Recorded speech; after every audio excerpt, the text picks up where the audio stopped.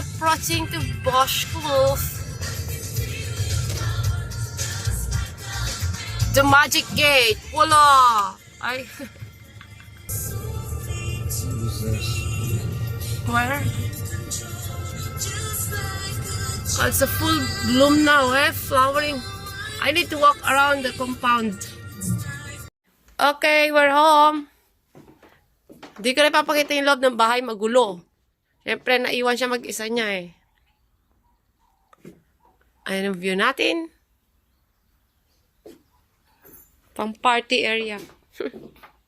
Oh! We have wall here now. Okay, naisip lang namin mag-walking. So, ayan yung compound. Ang taas na ng tubig. Kasi nung ang daming yung sobrang daming ulan o whatsoever.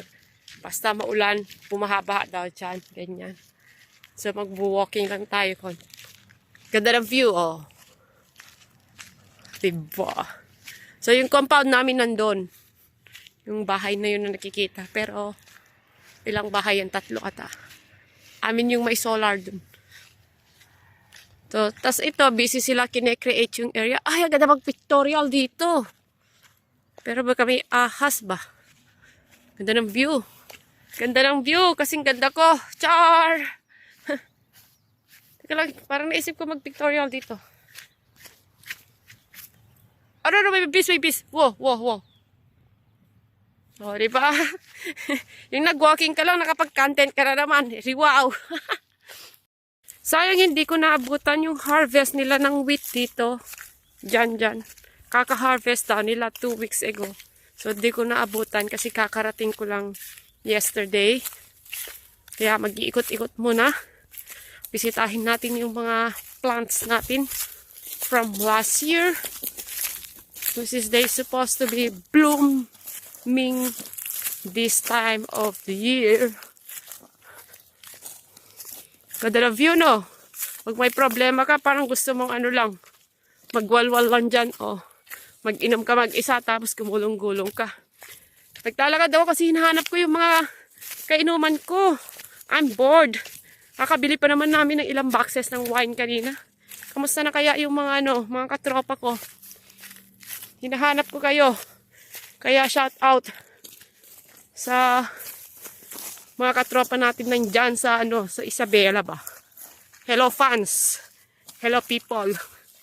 Miss you all. Aray ko. Okay. Mag-walking kami. Pero ang walking namin, this is a part of the trail. Yeah.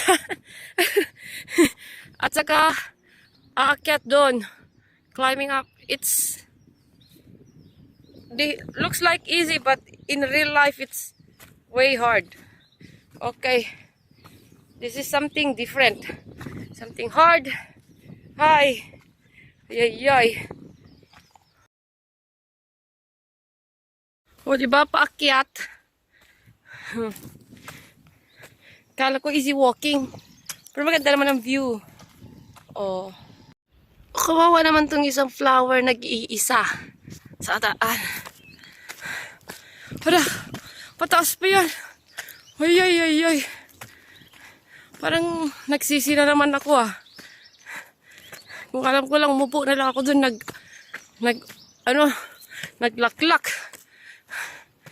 Ay. Buhay na naman yung maliliit na flowers. Pero konti na lang yung naabutan natin. Ayan yung view namin sa walking. Hala, hiningal ako.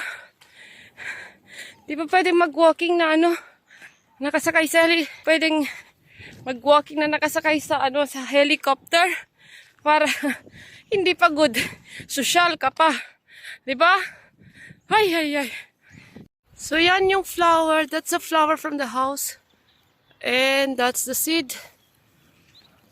Wild lang siya. Pero ang tinik. Masyado siyang matalas ba? Buti pa tong flowers. Blooming. Diba? Sana all blooming. Okay, hello people. For today's video ay nakaharap ako ng ang pagbabalik ng ating organic microphone. So ayan, oo. Nakikita nyo yan? Nakaharap tayo ng organic microphone. Na-testing natin. Hello.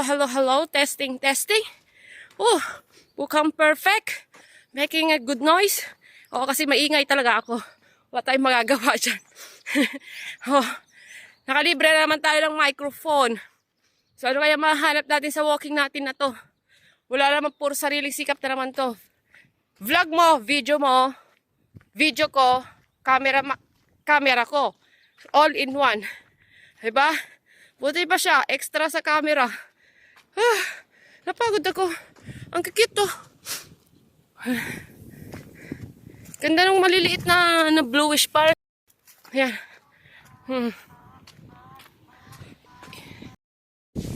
Parang gusto kong gumulong-gulong dyan, pero parang nagbago na isip ko. No, huwag na lang. Balik na lang tayo dun sa may highway. Okay, so nakaharap tayo ng ibang klaseng organic microphone.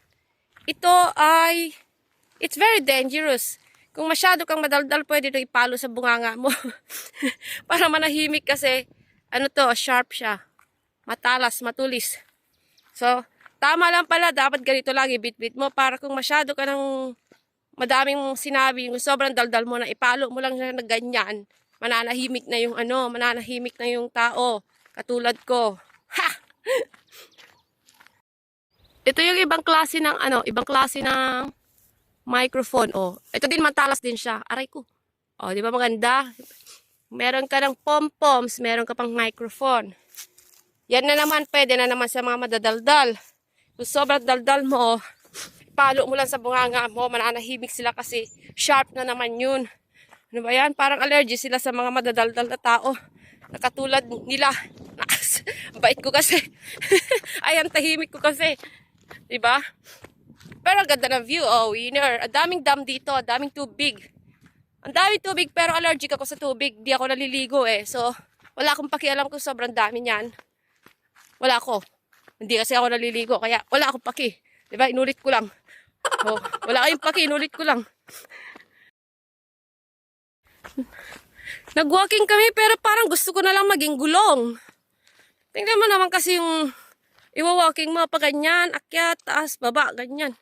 Parang mas maganda na lang maging gulong talaga para gumulong-gulong ka na lang ganyan pagulong hanggang ganun sa taas. Wala nang kahirap-hirap.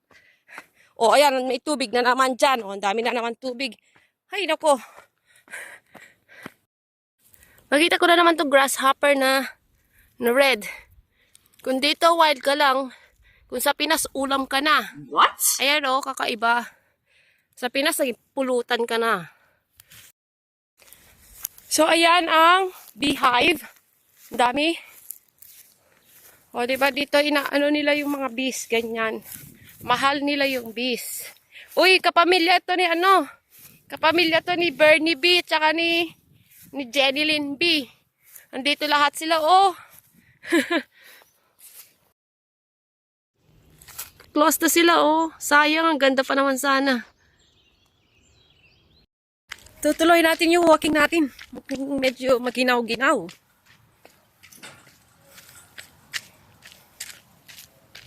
Dito yung garden natin, oh, malapit na matapos pala.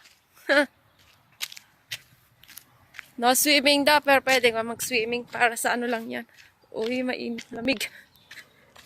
Teka nga lang, daanan muna natin yung daanan muna natin yung vineyards natin, baka may buga na. Parang nakikita ko may mga konting na, flowers. Taba ang mukha ko. Ay, matagal pa to. Ayan na yung grapes natin. Mga baby pa. Abangan na naman natin yung harvest niyan. Actually, yung grapes kasi na yan, hindi siya yung pangkain talaga kasi maliliit lang siya, para siyang raisins lang. Pang wine lang talaga yan, hindi siya pang kain talaga siya na Snack. Laki yan, parang tumaas na naman tong dam na to. Yun yung water blow, Mickey. Pag namulaklak pala yan, nakakain yung bulaklak niyan. Niluluto siya. Yan na pala yung ginawa nila nung isang araw. Nung isang araw kasi, dyan, yung excavator, lumubog.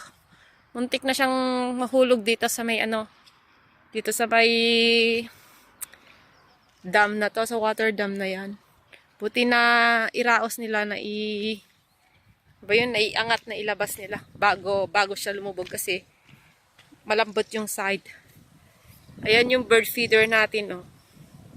Napakain yung mga alaga niyang mga wild birds. Ang lamig. Malamig na mainit. Mainit yung araw. Summer ngayon na, pero kumakapit yung lamig ng lamig ng hangin. Pero siya kasi napagod kaya siguro painit yung katawan niya. Mas lamigin siya. Ayan yung vineyard sa background ko.